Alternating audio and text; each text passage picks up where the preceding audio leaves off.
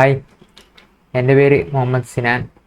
ഇന്ന് നമ്മൾ കുറച്ചൊരു ഇൻട്രസ്റ്റിംഗ് ആയിട്ടുള്ളൊരു ടോപ്പിക്കായിട്ടാണ് വന്നിട്ടുള്ളത്. അതായത് സ്റ്റോക്ക് മാർക്കറ്റ് അല്ലെങ്കിൽ ഷെയർ മാർക്കറ്റ് എന്ന് പറഞ്ഞാൽ എന്താണെന്നുള്ളത്. ഇതൊരു ജനറൽ ടോപ്പിക്കാണ്, നമുക്ക് സ്പെസിഫിക് ആയിട്ട് ഇതിനെക്കുറിച്ച് പഠിക്കാനില്ല. എന്നാലും ഇത് നമ്മൾ എന്തിനാണ് ചെയ്യുന്നതെന്ന് വെച്ചാൽ ഒരു ജസ്റ്റ് അണ്ടർസ്റ്റാൻഡിങ് നമുക്ക് ഇതിനെ പറ്റിയുള്ള ടോപ്പിക്സ് ഈ സ്റ്റോക്കായിട്ട് മാർക്കറ്റ് വാല്യൂ എന്നൊക്കെ പറഞ്ഞിട്ട് നമുക്ക് ഫിനാൻഷ്യൽ മാനേജ്മെൻറ്റിലൊക്കെ ചില ടൈമിൽ ആവശ്യം വരും. അപ്പോൾ അതിന് വേണ്ടിയിട്ടാണ് ഇത് ചെയ്യുന്നത്. അല്ലാതെ ജനറലായിട്ട് അറിയണം എന്നുള്ളവർക്കും ഈ വീഡിയോ കാണാം. ഇത് ഓൾറെഡി അറിയുന്നുണ്ടെങ്കിൽ നിങ്ങൾക്ക് വേണമെങ്കിൽ സ്കിപ്പ് ചെയ്യാം. അറിയാത്തവർക്കാണ് ഈ വീഡിയോ ചെയ്യുന്നത്. ഈ സ്റ്റോക്ക് മാർക്കറ്റ് എന്താണെന്ന് നമുക്ക് നോക്കാം. അപ്പോൾ നമുക്ക് ആദ്യം തന്നെ എങ്ങനെയാണ് ഈ ഷെയർ എന്ന് പറഞ്ഞാൽ എന്താണ് സംഭവം എന്ന് ആദ്യം നമുക്ക് നോക്കാം. അപ്പം എന്താണെന്ന് വെച്ചാൽ നമ്മൾ പഠിച്ചിട്ടുണ്ട്, ഇപ്പോൾ നമുക്ക് ശരിക്കത്തെ കമ്പനിയിലാണ് ഷെയർസ് ഉണ്ടാവുക. കമ്പനീസാണ് ഷെയർസ് ഇഷ്യൂ ചെയ്യുക. ഇപ്പോൾ നമുക്ക് കമ്പനീസ് തന്നെ എത്ര ടൈപ്പ് ഉണ്ട്? ശരിക്കും നമ്മൾ ഈ കമ്പനി എന്നുള്ളതിനെ കൊണ്ട് നമ്മൾ ജനറലായിട്ട് ഉദ്ദേശിക്കുന്ന ജനറലായിട്ട് ആൾക്കാരൊക്കെ പറയൽ ഞാൻ ഈ കമ്പനിയിലാണ് വർക്ക് ചെയ്യുന്നത്, ഞാൻ ആ കമ്പനിയിലാണ് വർക്ക് ചെയ്യുന്നത്. ബട്ട് അത് ശരിക്കും കമ്പനി ആയിക്കൊള്ളണമെന്നില്ല. ജനറലായിട്ടൊരു സ്ഥാപനത്തിന് നമ്മളെന്ത് പറയും? കമ്പനി എന്ന് പറയും പൊതുവെ. ബട്ട് ഇൻ ആക്ച്വൽ സ്ഥാപനങ്ങൾ എൻറ്റിറ്റീസ് കുറേ ടൈപ്സ് ഉണ്ട്. അതിൽ ഒരു ടൈപ്പാണ് എന്ത്? പാർട്ട്ണർഷിപ്പ് ഉണ്ട്, സോൾ പ്രൊപ്പറേറ്റർ ഉണ്ട്,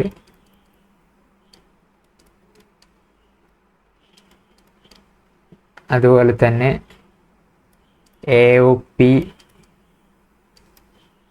BOIs, പിന്നെ കോപ്പറേറ്റീവ് സൊസൈറ്റി,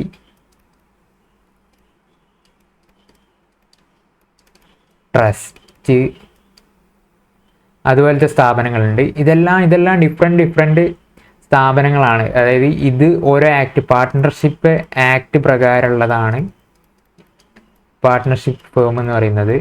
സോൾ പ്രൊപ്പറേറ്റർ എന്ന് പറയുമ്പം ഒരു ഇൻഡിവിജ്വൽ ആയിട്ടുള്ള ഒരാൾ നടത്തുന്ന ബിസിനസ് ആണെങ്കിൽ അതിനെയാണ് സോൾ പ്രൊപ്പറേറ്റർഷിപ്പ് എന്ന് പറയുന്നത്. അതുപോലെ തന്നെ ഉള്ള വേറൊരു സംഭവമാണ് എന്ത്? കമ്പനി എങ്ങനെയാണ്? കമ്പനീസ് ആക്ട് 2000 അല്ലെങ്കിൽ കമ്പനീസ് ആക്ട് 2000, കമ്പനീസ് ആക്ട് 1956. ഈ രണ്ടിലേതെങ്കിലും ഒരു ആക്ടിനെ ഫോളോ ചെയ്യുന്ന സ്ഥാപനത്തിനെയാണ് എന്ത് പറയുന്നത്? കമ്പനി എന്ന് പറയുന്നത്.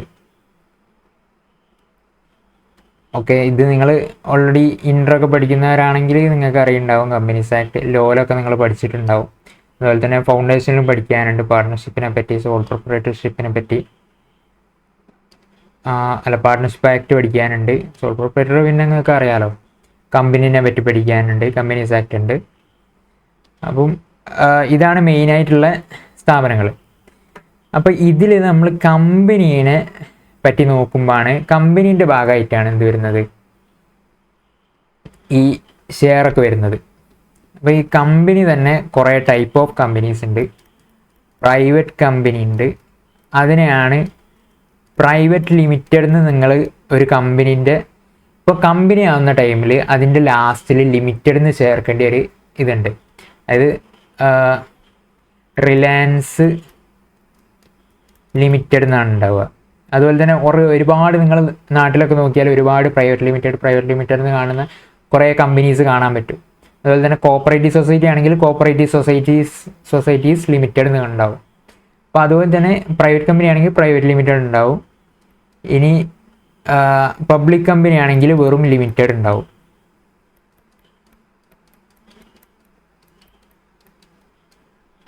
അപ്പോൾ ഇതിൽ പ്രൈവറ്റ് കമ്പനി എന്ന് പറയുമ്പം പ്രൈവറ്റ് ആയിട്ട്, അതായത് ഒരു 200 ആൾക്കാർ വരെയൊക്കെ ഷെയർ ഹോൾഡേഴ്സ് ഉണ്ടാവും. ഇതൊക്കെ ഈ കമ്പനീസും പാർട്ട്ണർഷിപ്പൊക്കെ എന്തിനാണ് ഉണ്ടാക്കണമെന്ന് വെച്ചാൽ ഇതിൽ ഒരാളല്ല, ഒരു കൂട്ടം ആൾക്കാർ ചേർന്ന് പൈസ ഇറക്കിയിട്ട് ബിസിനസ് സ്റ്റാർട്ട് ചെയ്യുന്നതിനാണ് ഈ പാർട്ട്ണർഷിപ്പും കമ്പനീസും ഒക്കെ ഉള്ളത്. അപ്പോൾ ഈ കമ്പനീസിൽ പ്രൈവറ്റ് കമ്പനിയിൽ ഒരു 200 ആൾക്കാരോളം, അതല്ലെങ്കിൽ വേറെ 2 ആൾ വെച്ച് തുടങ്ങാം, അല്ലെങ്കിൽ ഒരു 200ൻ്റെ ഉള്ളിൽ ഉള്ള ആൾക്കാർ, ചില ടൈമിൽ അത് കൂടാം. അപ്പം അത്രയും ആൾക്കാരെ വെച്ചിട്ട് നമ്മൾ സ്റ്റാർട്ട് ചെയ്യുന്നതാണ് ഒരു പ്രൈവറ്റ് കമ്പനി എന്ന് പറയുമ്പം. അങ്ങനെയാണ്. അതായത് ഈ പ്രൈവറ്റ് കമ്പനിയിലുള്ള ആൾക്കാരൊക്കെ നമ്മൾ അറിയുന്ന ആൾക്കാരൊക്കെ തന്നെ ആയിരിക്കും പ്രൈവറ്റ് കമ്പനിയിലുള്ളത്. അപ്പം ഈ പബ്ലിക് കമ്പനിയിലുള്ളപ്പം, പബ്ലിക് കമ്പനി എന്ന് പറഞ്ഞാൽ പബ്ലിക്കിൻ്റെ കയ്യിൽ നിന്ന് ഷെയർസ് ഇഷ്യൂ ചെയ്യുന്ന കമ്പനീസാണ് പബ്ലിക് കമ്പനീസ്. അതായത് ഇതിൽ ഒരുപാട് ഷെയർ ഹോൾഡേഴ്സ് ഉണ്ടാവും. പബ്ലിക് കമ്പനി തന്നെ 2 കമ്പനീസ് ഉണ്ട്. പബ്ലിക് കമ്പനി ഒന്നെങ്കിൽ അൺലിസ്റ്റഡ് പബ്ലിക് കമ്പനി ആയിരിക്കും, ലിസ്റ്റഡ് ആയിരിക്കും.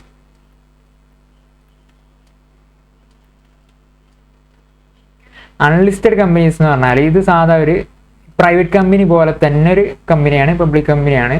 ബട്ട് ഇത് പബ്ലിക് കമ്പനി ആയിട്ടായിരിക്കും രജിസ്റ്റർ ചെയ്തിട്ടുണ്ടാവുക. അതിൻ്റെ ഷെയർ ഹോൾഡേഴ്സ് ഏതാണ്ടൊക്കെ നമ്മളുടെ പബ്ലിക്കിൻ്റെ സ്വാധീനം കുറച്ച് കുറവായിരിക്കും. നമ്മൾ അറിയുന്ന കുറച്ച് പബ്ലിക്കായിട്ടുള്ള ആൾക്കാരൊക്കെ തന്നെ ആയിരിക്കും. ബട്ട് ഈ ലിസ്റ്റഡ് കമ്പനി എന്ന് പറയുമ്പം ഇത് സ്റ്റോക്ക് എക്സ്ചേഞ്ചിൽ, ഒരു റെക്കഗ്നൈസ്ഡ് സ്റ്റോക്ക് എക്സ്ചേഞ്ചിൽ എന്തായിരിക്കും, ഇത് രജിസ്റ്റേർഡ് ആയിരിക്കും.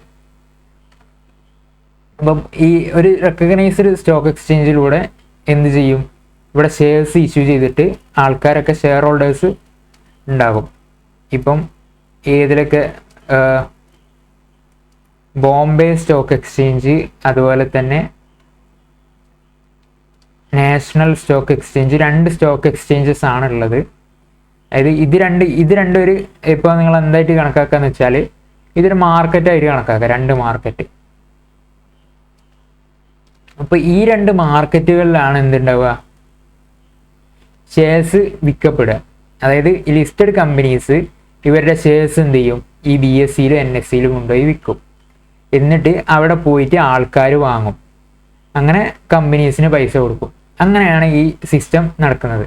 അപ്പോൾ ഇതിനെയാണ് എന്ത് പറയുന്നത്, ഷെയർ മാർക്കറ്റ് എന്ന് പറയുന്നത്. ഈ ലിസ്റ്റഡ് കമ്പനീസ്, അൺലിസ്റ്റഡ് കമ്പനീസ് പബ്ലിക്കിന്. അപ്പോൾ ഈ ലിസ്റ്റഡ് കമ്പനി ഇതാണ് നമുക്ക് നോക്കേണ്ടത്.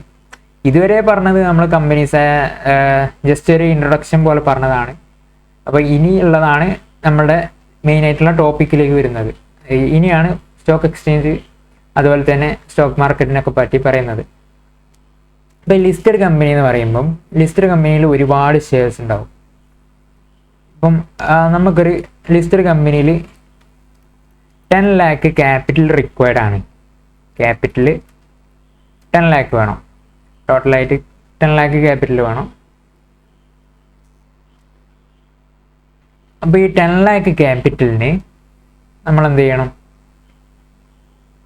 ഈ ക്യാപിറ്റൽ പബ്ലിക് കമ്പനി ഒരു ലിസ്റ്റഡ് കമ്പനി ആണെങ്കിൽ ഇത് ഒരു 1 lakh ഷെയർസ് ആയിട്ട് ഡിവൈഡ് ചെയ്യും. 1 lakh ഷെയർസ് ആയിട്ട് ഡിവൈഡ് ചെയ്യും. 10 lakh ഡിവൈഡ് ബൈ 1 lakh 10 റുപ്യൻ്റെ 1 ലക്ഷം ഷെയർസ് ആയിട്ട് ഇത് കൺവേർട്ട് ചെയ്യും. 1 lakh ഷെയർസ് ഓഫ് ₹10 ആയിട്ട് ഇതിനെ കൺവേർട്ട് ചെയ്യും. ഇങ്ങനെ ഈ 1 lakh ഷെയർസ് 10 റുപ്യൻ്റെ ഈ 1 lakh ഷെയർസ് എന്ത് ചെയ്യും, ഇപ്പോൾ ഈ എക്സ്ചേഞ്ചിലൂടെ എന്ത് ചെയ്യും, ഈ സ്റ്റോക്ക് എക്സ്ചേഞ്ചിലൂടെ വിൽക്കപ്പെടും. അപ്പോൾ BSE നേരിട്ടല്ല വിൽക്കുക. ഇവിടെ കുറച്ച് ബ്രോക്കേഴ്സ് ഉണ്ട്, ഗ്രോ, പിന്നെ അപ്സ്റ്റോക്സ്, ഏഞ്ചൽ മണി, സീറോദ, അതുപോലത്തെ കുറച്ച് എന്തുണ്ട്, ബ്രോക്കർമാരുണ്ട്. ഇതൊക്കെ ഓരോ ആപ്സ് ആണ്. അപ്പോൾ ഇവർ ശരിക്കും ബ്രോക്കേഴ്സാണ്. അതായത് പബ്ലിക്കായിട്ടുള്ള ആൾക്കാർ ഇവിടെ ഉണ്ടാവും. ഇത് പബ്ലിക്കായിട്ടുള്ള ആൾക്കാർ, അതായത് നമ്മളെ പോലത്തെ പബ്ലിക്കായിട്ടുള്ള ആൾക്കാർ നമുക്ക് ഈ ഷെയർസ്, BSEയിലുള്ള ഷെയർസ് വാങ്ങാൻ ഒരു ഇടനിലക്കാരായിട്ട് നിൽക്കുന്ന ആൾക്കാരാണ്. അതായത് ഇത് നമ്മളെ ബ്രോക്കേഴ്സാണ്. ഇവർ മുഖേന നമുക്ക് എന്ത് ചെയ്യാം, ഈ 10,000 ഷെയർസ് അല്ല, ഈ 1 lakh ഷെയർസിൽ 10 റുപ്പീസിൻ്റെ ഓരോ ഷെയർസ് ഉള്ളത് ഇത് നമുക്ക് വാങ്ങാം.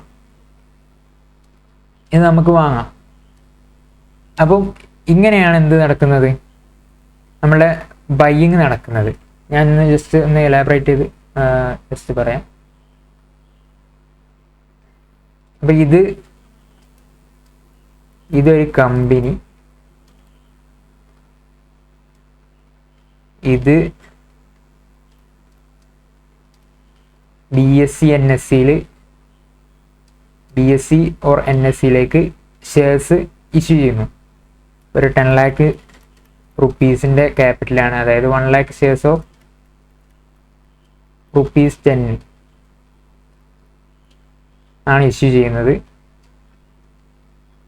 അപ്പോൾ ഇത് BSEയിൽ NSEയിൽ വിൽക്കപ്പെടുകയാണ്. അപ്പം ഇവിടെ ബ്രോക്കർമാരുണ്ടാവും, സീറോദ ഉണ്ടാവും, ഗ്രോ ഉണ്ടാവും. അപ്പം ഇവിടെ വെച്ചാണ് ഇതിപ്പോൾ എന്താ പറഞ്ഞാൽ ഇത് BSE എന്ന് പറഞ്ഞാൽ മാർക്കറ്റാണ്. ഈ മാർക്കറ്റിലാണ് ഐറ്റം ഉണ്ടാവുക. എന്നിട്ട് ഇവർ മുഖേന ഈ സീറോദ അല്ലെങ്കിൽ അപ്സ്റ്റോക്സും ഗ്രോ ഇതുപോലുള്ള ബ്രോക്കേഴ്സ് മുഖേന നമുക്ക് എന്ത് ചെയ്യുന്നു, ഷെയർ കിട്ടുന്നു. അതായത് ഈ പബ്ലിക്കിന് വേണ്ടി ഷെയർ ഈ പ്ലാറ്റ്ഫോമിൽ നിന്ന് നമുക്ക് ഷെയർ വാങ്ങിക്കാം. ഇവിടെ പോയിട്ട് നേരിട്ട് വാങ്ങിക്കാൻ കഴിയാത്തതിനെ കൊണ്ട് നമ്മൾ എന്ത് ചെയ്യും, സീറോദ ഗ്രോ പോലുള്ള ആപ്പിൽ പോയിട്ട് നമുക്ക് വാങ്ങിക്കാം. അതാണ് നമ്മുടെ ബ്രോക്കർ. ഈ ബ്രോക്കർ എന്ത് ചെയ്യും, നമ്മൾ ഇവർക്ക് ബ്രോക്കേഴ്സിന് പൈസ കൊടുത്താൽ ഇവർ BSEന്ന് ഷെയർസ് ഇങ്ങോട്ട് വാങ്ങിത്തരും. ഓക്കെ, അങ്ങനെയാണ് ഇതിൻ്റെ കോൺസെപ്റ്റ് വരുന്നത്. ഇത് പബ്ലിക്.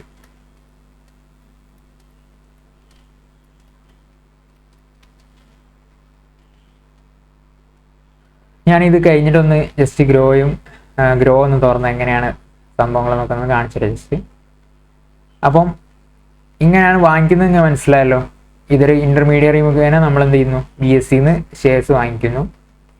എന്നിട്ട് ഇതിൻ്റെ ഈ ഷെയർ മാർക്കറ്റ് എന്ന് പറയുമ്പം അപ്പം ഇത് സംഭവം എന്താ വെച്ചാൽ ശരിക്കും ഈ പൈസ കമ്പനിയിലേക്ക് പോകുന്നത് ഒറ്റ തവണയാണ്. അതായത് ഇഷ്യൂ ചെയ്യുന്ന ടൈമിലാണ് കമ്പനിക്ക് പൈസ കിട്ടുക.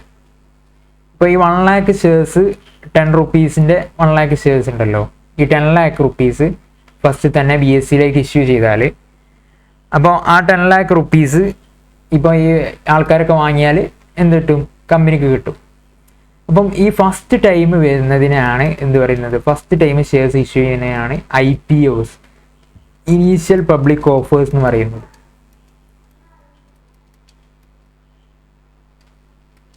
ഇനീഷ്യൽ പബ്ലിക് ഓഫർ മുഖേനയാണ് എന്ത് ഷെയർസ് കമ്പനി ഇഷ്യൂ ചെയ്യുക. അപ്പോൾ നിങ്ങൾ ഗ്രോയിലൊക്കെ പോയി കഴിഞ്ഞാൽ കാണിച്ചു തരാം ഇതെങ്ങനെ സംഭവം ഒക്കെ കാണിച്ചു തരാം. അപ്പം ഈ IPOയിൽ പോയാൽ നമുക്ക് ഷെയർസ് വാങ്ങാൻ കഴിയും. അപ്പോൾ ഈ IPOയിൽ നമ്മളൊരു ലോട്ട് സൈസ് ആയിട്ടായിരിക്കും ഉണ്ടാവുക. ഇപ്പോൾ 10 lakh shares into 10 എന്നുള്ളതിന് ഒരു 100 ഷെയർസിൻ്റെ ഒരു ലോട്ട് ഉണ്ടാവും. ലോട്ട് എന്ന് പറഞ്ഞാൽ 100 ഷെയർസ് ഉള്ള ഒരു പാക്കറ്റ് നമുക്ക് വാങ്ങിക്കാം. അപ്പോൾ അങ്ങനത്തെ എത്ര പാക്കറ്റ് നമുക്ക് വാങ്ങിക്കാം. അപ്പോൾ അങ്ങനെ 100 ഷെയർസ് ഉള്ള ഓരോ പാക്കറ്റ് മുഖേന നമുക്ക് വാങ്ങിക്കാൻ പറ്റുള്ളൂ. അങ്ങനെ ലോട്ട് സൈസ് ഉണ്ടാവും. ഇവിടെ ലോട്ട് സൈസ് ആയിട്ട് നമുക്ക് വാങ്ങിക്കാം എത്ര ഷെയർസാണ് വേണ്ടതെന്ന് വെച്ചാൽ. അപ്പോൾ ഇത് നമുക്കെങ്ങനെ, ഇത് വാങ്ങിയാൽ ഉടനെ തന്നെ നമുക്ക് കിട്ടൂല. ഇത് ഇപ്പം സബ്സ്ക്രിപ്ഷനൊക്കെ നോക്കി നിങ്ങൾ കമ്പനീസ് ആക്ട് ഒക്കെ പഠിച്ചിട്ടുണ്ടെങ്കിൽ നിങ്ങൾക്കറിയാം.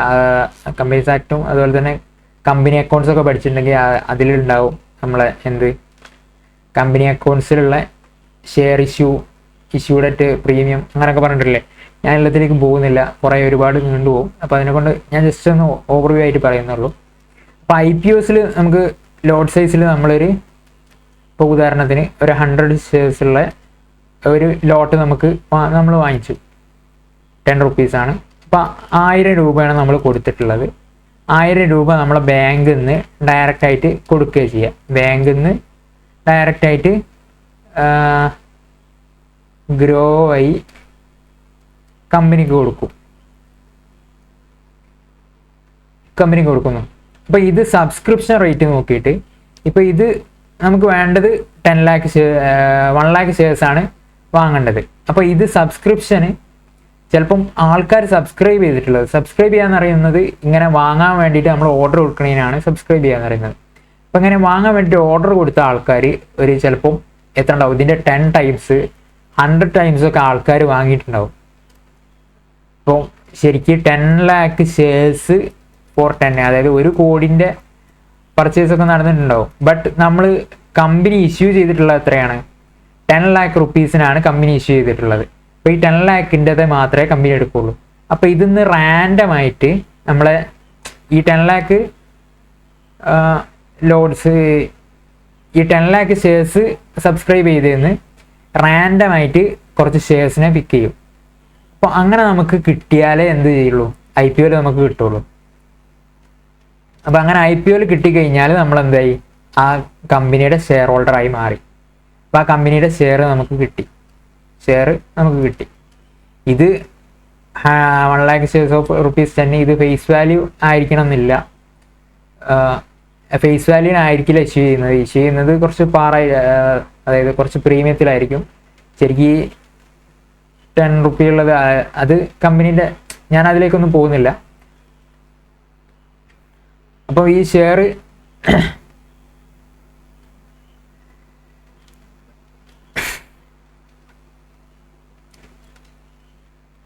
ഷെയർ നമുക്ക് കിട്ടിയാലേ എന്തായി? നമ്മൾ ആ കമ്പനീൻ്റെ ഷെയർ ഹോൾഡറായി. ഓക്കെ, അപ്പോൾ നമ്മളെ കയ്യിൽ ഷെയർ എത്ര ഉണ്ട്? ഒരു 1000ൻ്റെ ഒരു ലോട്ടാണ് നമുക്ക് കിട്ടിയത്. 100ൻ്റെ ഒരു ലോട്ട് കിട്ടി.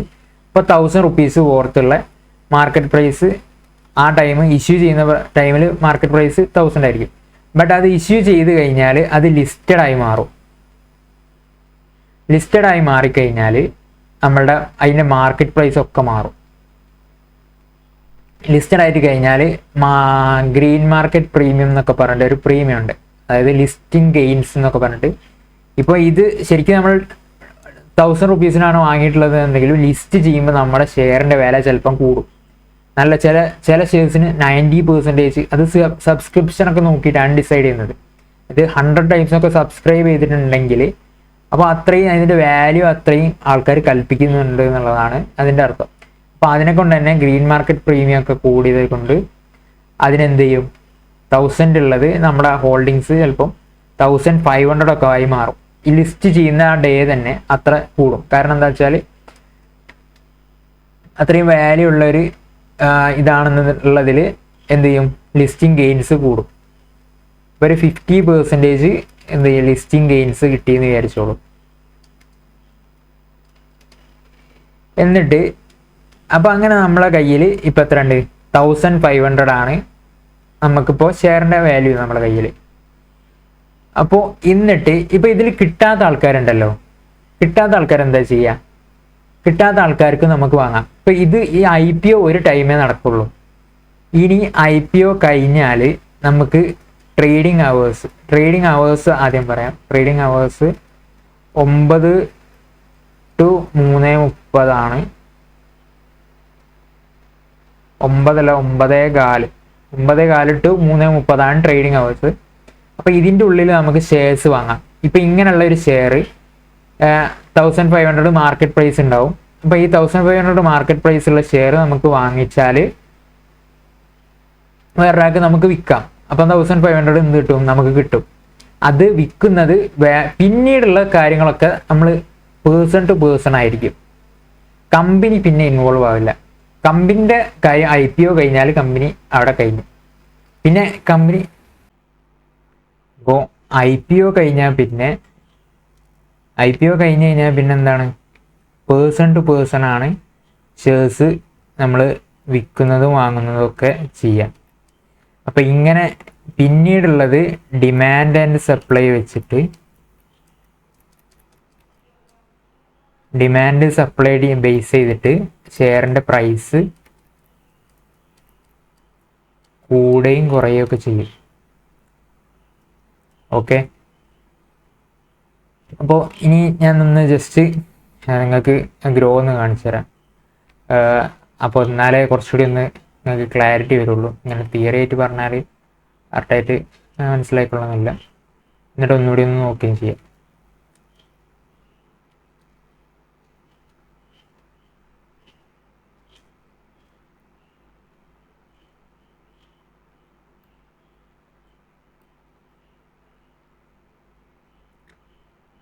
ഇപ്പോൾ കാണില്ല നിങ്ങൾ, ഇതാണ് ഗ്രോൻ്റെ ഒരു ഇൻ്റർഫേസ് എന്ന് പറയുന്നത്. അപ്പോൾ ഇങ്ങനത്തെ ഏത് ബ്രോക്കർ വേണമെങ്കിലും നിങ്ങൾക്ക് യൂസ് ചെയ്യാം. നിങ്ങൾ ഇൻവെസ്റ്റ് ചെയ്യുന്നുണ്ടെങ്കിൽ സ്വന്തം റിസ്കിൽ മാത്രം ഇൻവെസ്റ്റ് ചെയ്യുക. This is risky and return also കിട്ടും. അപ്പം ഇതിൽ നമ്മൾ അക്കൗണ്ട് ക്രിയേറ്റ് ചെയ്ത് കഴിഞ്ഞാൽ നമുക്ക് സെക്ഷനിൽ പോയ അക്കൗണ്ടൊക്കെ ക്രിയേറ്റ് ചെയ്ത് പാൻ കാർഡൊക്കെ കൊടുത്തു കഴിഞ്ഞാൽ നമുക്ക് അക്കൗണ്ട് ക്രിയേറ്റ് ചെയ്യാം. എന്നിട്ട് അക്കൗണ്ട് ക്രിയേറ്റ് ചെയ്ത് കഴിഞ്ഞാൽ നമുക്ക് ഇവിടെ ഓരോ സംഭവങ്ങൾ കാണാം.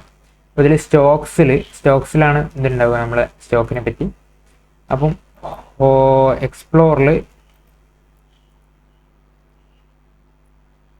എക്സ്പ്ലോറിൽ പോയാൽ കാണാം ഇത് പ്രൊഡക്റ്റ് ആൻഡ് ടൂൾസിൽ IPO ഉണ്ടാവും. ഇതാണ് ഞാൻ പറഞ്ഞ സംഭവങ്ങൾ. അതായത് ഫസ്റ്റ് നമ്മുടെ ഐറ്റം എന്താണ്, IPOയിലൂടെയാണ് കമ്പനീസ് ഷെയർസ് ഇഷ്യൂ ചെയ്യുന്നത്.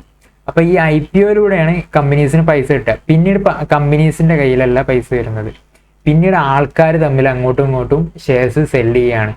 അതായത് അതിൻ്റെ വാല്യൂ ഇത്ര ഉണ്ട് എന്ന് അറിഞ്ഞുകൊണ്ട് അപ്പോൾ ഷെയർ ഹോൾഡേഴ്സ് തന്നെ അങ്ങോട്ടും ഇങ്ങോട്ടും സെല്ല് ചെയ്തിട്ട് എന്നിട്ട് അങ്ങനെ ആൾക്കാർ വിൽക്കണതിനനുസരിച്ച് വാങ്ങണതിനനുസരിച്ച് ഡിമാൻഡ് ആൻഡ് സപ്ലൈ അനുസരിച്ചാണ് പിന്നീടുള്ള പ്രൈസ് ഡിറ്റർമിൻ ചെയ്യുന്നത്. അപ്പോൾ അതിൽ ഞാൻ ഒന്ന് ജസ്റ്റ് ഇതൊന്ന് കാണിച്ചു തരാം. ഒരു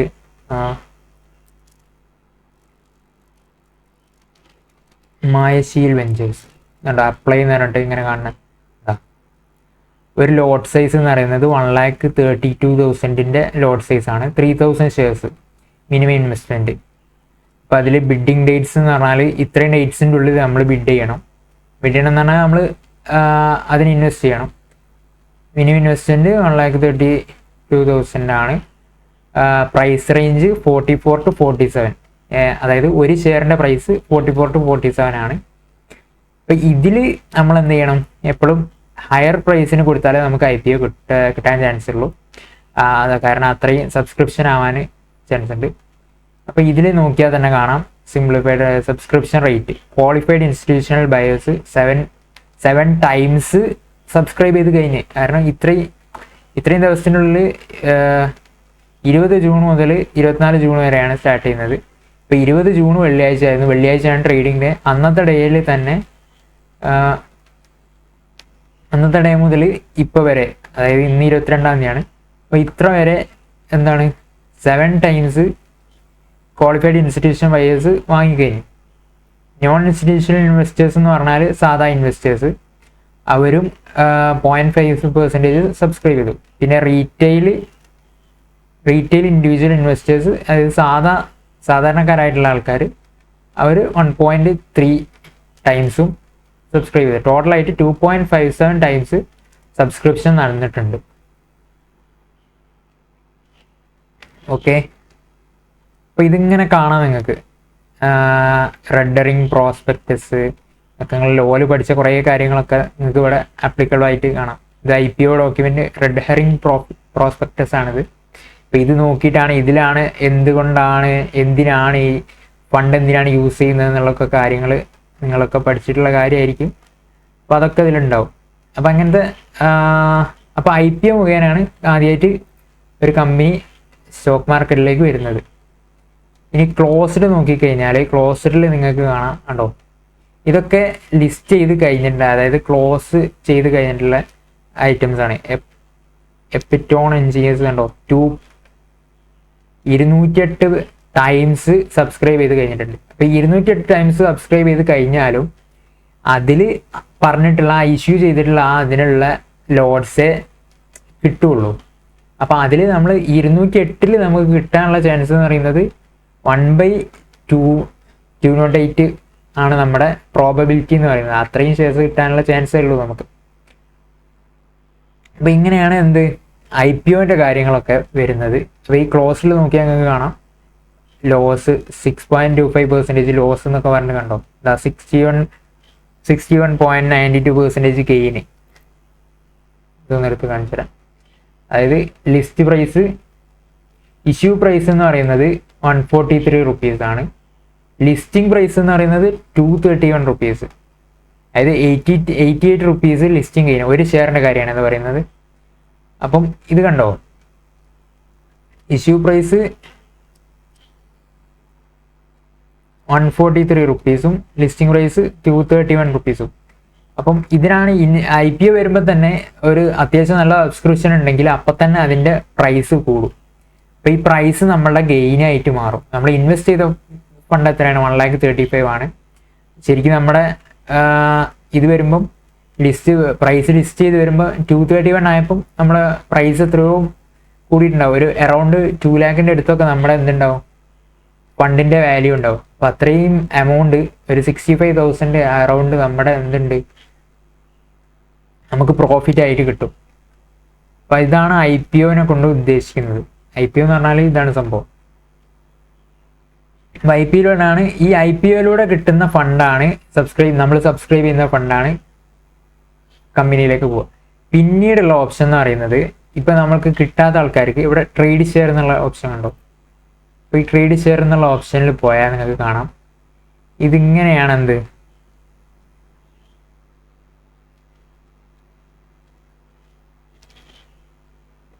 ഇങ്ങനെയാണ് നമ്മുടെ ഒരു ഷെയറിൻ്റെ സ്റ്റോക്സിന് ഇതുള്ളത്. ഇതിൽ ഈ സ്റ്റോക്സിൻ്റെ ചാർട്ട് ഉണ്ടാവും. ഇത് ചാർട്ട് അനാലിസിസ് ഒക്കെ നടത്തി നോക്കുന്നവരുണ്ട്. വാട്ടെവർ നമ്മൾ ഫണ്ടമെൻ്റൽസ് ഒക്കെ നോക്കാനൊക്കെ ഇതിലുണ്ടാവും. അപ്പോൾ ഇതിലൂടെ നമുക്ക് എന്ത് ചെയ്യാം, ബൈ ഓർ സെല്ല് ഞെക്കി കഴിഞ്ഞാൽ നമുക്ക് ബൈ ചെയ്യണമെങ്കിൽ ബൈ ചെയ്യാം. അതായത് ഇത് വിൽക്കാനുള്ള ആൾക്കാരുണ്ടെങ്കിൽ ഈ ഷെയർ നമുക്ക് വിൽക്കും. അപ്പം അങ്ങനെ ആ ഷെയർ നമുക്ക് കിട്ടും. അപ്പം ഇങ്ങനെയാണ് ഒരു ഷെയർ മാർക്കറ്റ് വർക്ക് ചെയ്യുന്നത്. IPO ഒരു പ്രാവശ്യം ഉണ്ടാവുള്ളൂ. പിന്നെ അത് കഴിഞ്ഞിട്ട് ആൾക്കാർ അങ്ങോട്ട് വിൽക്കും, ഇങ്ങോട്ട് വിൽക്കും. അപ്പോൾ ഇവിടെ നിങ്ങൾ ട്രേഡിങ്സ് സെക്ഷൻ അല്ല. ഇപ്പോൾ ട്രേഡിംഗ് ടൈം ആണെങ്കിൽ ഇവിടെ ബൈയിൻ്റെയും സെയിലിൻ്റെയും ഒക്കെ റേറ്റ് കാണും. എത്ര ആൾക്കാർ സെല് ചെയ്യുന്നുണ്ട്, എത്ര ആൾക്കാർ ബൈ ചെയ്യുന്നുണ്ട് എന്നുള്ളതൊക്കെ കാണും. അപ്പോൾ അതൊക്കെ കണ്ടാൽ നിങ്ങൾക്ക് എന്ത് മനസ്സിലാക്കാം, അതിൻ്റെ പ്രൈസ് ഇനി കൂടുമോ ഇല്ലേ കുറയോ എന്നൊക്കെ നമുക്ക് മനസ്സിലാക്കാം. കൂടുതൽ ആൾക്കാർ സെല്ല് ചെയ്യുകയാണെങ്കിൽ അതിൻ്റെ അർത്ഥം എന്താണെന്ന് വെച്ചാൽ ഡിമാൻഡ് കുറവാണ്, സപ്ലൈ കൂടുതലാണ്. അത്ര ആൾക്കാർ സെല്ല് ചെയ്യാണ്. അപ്പം ഡിമാൻഡ് ആൻഡ് സപ്ലൈ ബേസ് ചെയ്തിട്ടും അതുപോലെ തന്നെ കമ്പനീൻ്റെ ഫ്യൂച്ചർ പ്രോസ്പെക്റ്റീവ്സ് ബേസ് ചെയ്തിട്ടാണ് ഷെയറിൻ്റെ പ്രൈസ് കൂടുകയും കുറയുകയും ചെയ്യുന്നത്.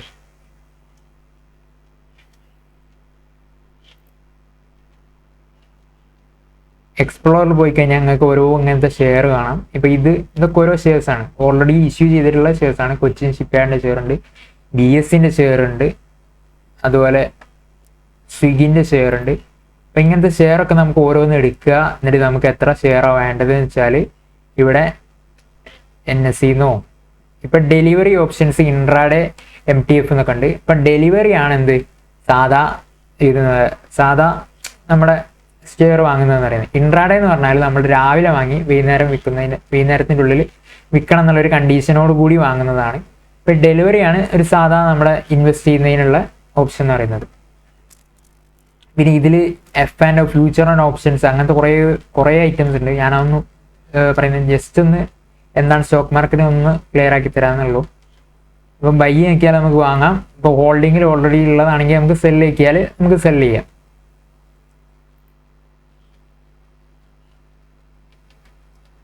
എൻ്റെ ഹോൾഡിങ് ഞാൻ ഇപ്പോൾ കാണിക്കുന്നില്ല. പിന്നെ പൊസിഷൻസ്, ഓർഡേഴ്സ്, നമ്മൾ എന്തെങ്കിലും ഓർഡർ ചെയ്താൽ ഇവിടെ ഉണ്ടാവും. Nifty 50, നിഫ്റ്റിൻ്റെ എന്താ കണ്ടോ മുകളിൽ റേറ്റ്സ് ഒക്കെ. ഈ നിഫ്റ്റി, സെൻസെക്സ്, ബാങ്ക് നിഫ്റ്റി എന്നൊക്കെ പറഞ്ഞാൽ ഇതൊക്കെ ഒരു 10-20 കമ്പനീസിൻ്റെ ഒരു കൂട്ടമാണ്. ആ കൂട്ടത്തിൽ എല്ലാത്തിൻ്റെയും കൂടെ ഗ്രോത്ത് എത്ര ഉണ്ട്, അല്ലെങ്കിൽ എല്ലാത്തിൻ്റെയും കൂടെ ഡിക്രീസ് എത്ര ഉണ്ട് എന്നുള്ളത് അറിയിക്കുന്ന ഒരു സംഭവമാണ് എന്ത്, ഈ നിഫ്റ്റി അതുപോലെ തന്നെ സെൻസെക്സ് എന്നൊക്കെ പറയുന്നത്. ഇതിലുള്ള റേറ്റ് ഒക്കെ കണ്ടാൽ നിഫ്റ്റിയിൽ 15 ടോപ്പ് കമ്പനീസാണ് ഉണ്ടാവുക. സെൻസെക്സിൽ ടോപ്പ് എത്ര ആയിരുന്നു കറക്റ്റ് ഓർമ്മയില്ല. അപ്പം നിഫ്റ്റി 50 എന്നാണ് പറയുക, അതായത് 50 ടോപ്പ് കമ്പനീസ്. പിന്നെ ബാങ്ക് നിഫ്റ്റി ഉണ്ട്, ബാങ്കിൻ്റെ നിഫ്റ്റിനെയാണ് ബാങ്ക് നിഫ്റ്റി എന്ന് പറയുന്നത്. അപ്പം ഇങ്ങനത്തെ ഒരുപാട് ടോട്ടലായിട്ടുള്ള നമ്മൾ ടോട്ടൽ മാർക്കറ്റിൻ്റെ പൊസിഷൻ എങ്ങനെ ഉണ്ടെന്ന് അറിയണമെങ്കിൽ ഇത് നോക്ക്. അതിനാണ് ഈ നിഫ്റ്റി 50 ഇത്ര കൂടി, സെൻസെക്സ് ഇത്ര കൂടി എന്നൊക്കെ പറയുന്നത്. അതായത് ടോട്ടലായിട്ടുള്ള മാർക്കറ്റിൻ്റെ കണ്ടീഷൻ മനസ്സിലാക്കാൻ വേണ്ടിയിട്ടാണ് ഇതിനൊക്കെ യൂസ് ചെയ്യുന്നത്. അപ്പോൾ ഇതിൽ തന്നെ ഓരോ ഷെയർസ് ഉണ്ടാവും. ഇപ്പോൾ റിലയൻസിൻ്റെ ഷെയർ ഉണ്ടാവും, അതുപോലെ തന്നെ സെർച്ച് ചെയ്താൽ നിങ്ങൾക്ക് ഓരോ ഷെയർസ് കിട്ടും. ടാറ്റ മോട്ടോഴ്സ്, ഓരോ ഷെയർസ് നമുക്ക് സെർച്ച് ചെയ്താൽ ആ ഷെയർ കിട്ടും. ഇത് നമുക്ക് വാങ്ങണമെങ്കിൽ വാങ്ങാം. ഇതിൽ നമുക്ക് അനാലിസിസിനുള്ള ഓപ്ഷൻസ് ഉണ്ട്. നമുക്ക് ഓരോ ഡേയ്സ് എത്ര ഉണ്ട്, എത്ര കൂടി, വീക്ക്ലി എത്ര കൂടി, മന്ത്ലി എത്ര കൂടി എന്നൊക്കെ നമുക്ക് അറിയാൻ പറ്റും. എന്നിട്ട് ഇവിടെ വന്നാൽ ഫണ്ടമെന്റൽസ് എന്ന് പറഞ്ഞൊരു പാർട്ടുണ്ട്. ഈ പാർട്ട് നമുക്ക് ഇമ്പോർട്ടൻ്റ് ആയിട്ടുള്ള പാർട്ടാണ്. അപ്പോൾ ഇതിലുള്ളത് മാർക്കറ്റ് ക്യാപിറ്റൽ എന്ന് പറഞ്ഞാൽ നമ്മുടെ മാർക്കറ്റിൽ ഉള്ള ഒരു മാർക്കറ്റ് പ്രസൻസിനെയാണ് മാർക്കറ്റ് ക്യാപിറ്റൽ എന്നുള്ളതിനെ കൊണ്ട് ഉദ്ദേശിക്കുന്നത്. പിന്നെ PE റേഷ്യോ എന്ന് പറഞ്ഞാൽ ഇതൊക്കെ നമ്മൾ FM-ൽ പഠിക്കുന്ന കുറേ കാര്യങ്ങൾ ഞാൻ പറഞ്ഞിട്ടുണ്ട്. FM-ൽ നമ്മൾ റേഷ്യോസ് പഠിക്കുമ്പോൾ ഞാൻ പറഞ്ഞിട്ടുള്ള റേഷ്യോ, നമ്മൾ പഠിച്ചിട്ടുള്ള റേഷ്യോസ് ആണ് PE റേഷ്യോ, അതുപോലെ തന്നെ PV റേഷ്യോ ഉണ്ട്, profit to book value ratio, industry PE ratio എന്ന് പറഞ്ഞാൽ ഇൻഡസ്ട്രി ടോട്ടലായിട്ടുള്ള PE റേഷ്യോ, ഡെപ്റ്റ് ടു ഇക്വിറ്റി റേഷ്യോ, ഇതെല്ലാം നമ്മൾ ഈ FM പഠിച്ച കാര്യങ്ങളാണ്. ROE, റിട്ടേൺ ഓൺ ഇക്വിറ്റി എത്ര ഉണ്ട് എന്നുള്ളത്, EPS, dividend yield, book value, face value, എല്ലാ കാര്യങ്ങളും കണ്ടോ. നമ്മൾ FM പഠിക്കുന്ന മിക്കവാറുള്ള എല്ലാ കാര്യങ്ങളും ഇതിലുണ്ട്. അപ്പോൾ ഇതിൽ പിന്നീട് ഉണ്ടാവുക ഫിനാൻഷ്യൽസ് ഉണ്ടാവും. അതിൽ റവന്യൂ എത്ര ഉണ്ട്, കമ്പനീൻ്റെ റവന്യൂ, പ്രോഫിറ്റ്, നെറ്റ്വർത്ത്, അതൊക്കെ നമുക്ക് അറിഞ്ഞിട്ട് ഓരോ കമ്പനീൻ്റെ പ്രോഫിറ്റ് ഫ്യൂച്ചറിസ്റ്റിക് ആയിട്ടുള്ള ഫ്യൂച്ചറിൽ നമ്മൾ എന്ത് നടക്കുന്നു എന്നുള്ളതിനെ പ്രസൻറ്റിലേക്ക് കൺവേർട്ട് ചെയ്യുന്നതാണ് എന്ത്, സ്റ്റോക്ക് മാർക്കറ്റ്. അതായത് നിങ്ങളിപ്പം ഫ്യൂച്ചറിലേക്ക് ഈ കമ്പനീൻ്റെ ഷെയർ നന്നായിട്ട് ഉയരുന്നു കുറേ ആൾക്കാർക്ക് തോന്നുന്നുണ്ടെങ്കിൽ അപ്പം ആ ടൈമിൽ ഷെയറിൻ്റെ വാല്യൂ നല്ലോണം കയറും. അങ്ങനെയാണ് സ്റ്റോക്ക് മാർക്കറ്റ് വർക്ക് ചെയ്യുന്നത്. ഫ്യൂച്ചറിസ്റ്റിക് ആയിട്ടുള്ള ഫ്യൂച്ചറിനെ പ്രസൻറ്റിലേക്ക് ചെയ്യുന്നതിനാണ് എന്ത് പറയുക, ഷെയർ മാർക്കറ്റിൽ നമ്മൾ ചെയ്യുന്നതിന് ഫ്യൂച്ചറിലെ പ്രസൻറ്റിലേക്ക് ആക്കുന്നു വേണമെങ്കിൽ പറയാം. അപ്പോൾ നമ്മൾ പ്രസൻ്റ് ആയിട്ട് ചില കമ്പനീസ് ലോസിലായിരിക്കും ചിലപ്പോൾ, ബട്ട് അതിൻ്റെ ഷെയറിൻ്റെ പ്രൈസ് ഇങ്ങനെ കൂടിക്കൊണ്ടിരിക്കുന്നുണ്ടാവും. കാരണം എന്താണ്, അതിന് ഫ്യൂച്ചറിലേക്ക് നല്ല സ്കോപ്പുള്ള, ഇപ്പോൾ സൊമാറ്റോ, സ്വിഗ്ഗിയൊക്കെ ആദ്യ ടൈം നല്ല ലോസിലായിരുന്നു. ആ ടൈമിലും അതിൻ്റെ ഷെയറിൻ്റെ വാല്യൂ ഇങ്ങനെ കൂടിക്കൊണ്ടിരിക്കുകയായിരുന്നു. ജസ്റ്റ് കാണിച്ചു തരാം.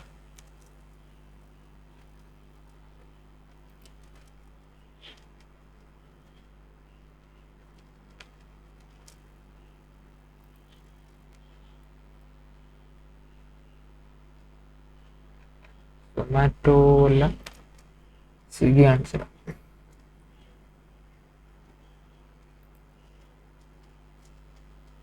സ്വിഗ്ഗി ഉണ്ടോ, ഓവർവ്യൂ, ഇതിലെപ്പോഴും PE റേഷ്യോ നെഗറ്റീവ് എന്ന് പറഞ്ഞാൽ ലോസിലുള്ളതാണ്. അപ്പോൾ ഇതിൽ റവന്യൂ നോക്കുമ്പം നല്ല 4531 കോടി റവന്യൂ ഉണ്ട്. ബട്ട് ലോസ് നോക്കും നിങ്ങൾ, 1081 കോടി ലോസാണ്. ഏത് ഒരു ക്വാർട്ടറിൽ മാത്രം. ഇയർലി നിങ്ങൾ നോക്കുകയാണെങ്കിൽ 2024 2350 കോടി ലോസ്, 23 4179 കോടി ലോസ്. അപ്പം അത്രയും ലോസാണ് ഉള്ളത്. ബട്ട് ഇത് ഷെയറിൻ്റെ പ്രൈസ് നോക്കും നിങ്ങൾ, കൂടുകയല്ലേ, ഷെയറിൻ്റെ പ്രൈസ് കൂടുകയാണ് ചെയ്യുന്നത്. അപ്പം ഇതെന്താണ്, ഇത് നമ്മൾ ഫ്യൂച്ചറിസ്റ്റിക് ആയിട്ട് നോക്കുമ്പോഴാണ് ഇതിൻ്റെ ഷെയറിൻ്റെ പ്രൈസ് നമ്മൾ ഡിറ്റർമിൻ ചെയ്യുന്നത്. അതുകൊണ്ട് 1 മന്തിൽ 22% ആണ് ഷെയറിൻ്റെ പ്രൈസ് ഹൈക്ക് ചെയ്തിട്ടുള്ളത്. 3 മന്ത്സിൽ 10%, 6 മന്ത്സ് 1 ഇയർ. അപ്പോൾ ഇതൊക്കെ എന്ന് പറഞ്ഞാൽ 6 മന്ത്സിൽ 1 ഇയർ എന്ന് പറഞ്ഞാൽ ഒരു ഭയങ്കര ഒരു ലോവർ ലെവലിലേക്ക് ഷെയർ മാർക്കറ്റ് വന്നിട്ടുള്ള ഒരു ടൈം ഉണ്ടായിരുന്നു. ആ ടൈമാണ് ഇതൊക്കെ ഇൻഡിക്കേറ്റ് ചെയ്യുന്നത്. അപ്പോൾ നിങ്ങൾക്ക് ഏതാണ്ടൊക്കെ ഒരു കാര്യം മനസ്സിലായില്ലേ, സ്റ്റോക്ക് മാർക്കറ്റ് എന്താണ് അല്ലെങ്കിൽ ഷെയർ മാർക്കറ്റ് എന്താണെന്ന് മനസ്സിലായില്ലേ. അപ്പം ഇതാണ് ഷെയർ മാർക്കറ്റ്, ഷെയറിൻ്റെ പ്രൈസ് ഇൻക്രീസ് ചെയ്യുന്നതെന്നൊക്കെ പറഞ്ഞാൽ ഇവിടെയാണ് ഇങ്ങനെ ഒരു മാർക്കറ്റ്, ഇതൊരു മാർക്കറ്റാണ്. ആ മാർക്കറ്റിൽ നമുക്ക് പോയാൽ ഷെയർസിൻ്റെ ഓരോ കമ്പനീസിനെയും ഷെയർസ് കിട്ടും. അപ്പോൾ ആ ഷെയർസിൻ്റെ വാല്യൂ കൂടുക എന്ന് പറയുന്നത് ആ കമ്പനീൻ്റെ ഫ്യൂച്ചറിസ്റ്റിക് ആയിട്ടുള്ള കാര്യങ്ങളും അതുപോലെ തന്നെ പ്രസൻ്റ്ലി കമ്പനീൻ്റെ ഫിനാൻഷ്യൽസും ഒക്കെ നോക്കിയിട്ടാണ് എന്ത് ചെയ്യുന്നത്, അതിൻ്റെ ഷെയറിൻ്റെ പ്രൈസ് ഡിറ്റർമിൻ ചെയ്യുന്നത്.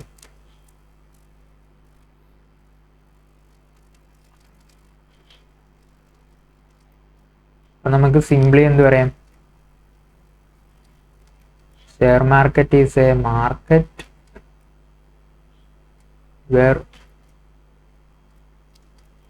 companies shares are sold. അപ്പം ഇതിൽ ഒരു കമ്പനീൻ്റെ ഒരു ഷെയർ നമ്മൾ വാങ്ങിയെന്ന് വെച്ചാൽ ഒരു 100 shares ഓഫ് ടാറ്റ മോട്ടോഴ്സ് നമ്മൾ വാങ്ങിയെന്ന് വെച്ചാൽ അതെന്താണ് അതിൻ്റെ അർത്ഥം? നമ്മൾ 100 shares ഹോൾഡ് ചെയ്യുന്ന ഒരു ഷെയർ ഹോൾഡറായി മാറി. നമ്മൾ ആ കമ്പനീൻ്റെ ഓണേഴ്സിൻ്റെ വി ബിക്കം കമ്പനി ഓണർ.